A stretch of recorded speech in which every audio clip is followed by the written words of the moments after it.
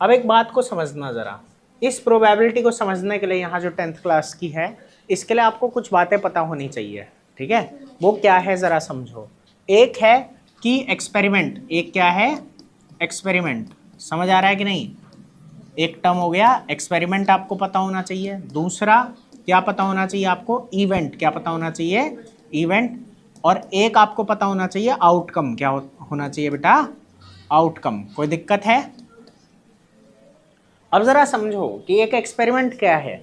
अगर हम कुछ कर रहे हैं, ठीक है, या खुद से भी कुछ होने वाला है, तो उसको क्या बोलेंगे, एक्सपेरिमेंट। क्या बोलेंगे? जैसे मैंने एक सिक्का उछाला, ठीक है, तो सिक्का उछाला तो वो एक क्या हो गया, एक्सपेरिमेंट हो गया। समझ आ रहा है कि नहीं। मैंने एक डाइस फेंका, वो एक क्या हो गया, एक्सपेरिमेंट, है ना।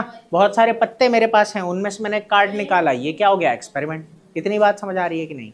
ठीक है, तो एक्सपेरिमेंट तो क्या हो गया कि जो हम कर रहे हैं या जो हो रहा है, समझ आ रहा है कि नहीं। उसके बाद आता है आउटकम को समझो पहले, ठीक है, कि उसका हर एक जो भी रिजल्ट आएगा, हर एक जो भी रिजल्ट आएगा वो आउटकम है। हर एक रिजल्ट क्या है, आउटकम। अपनी बात समझ आ रही है कि नहीं।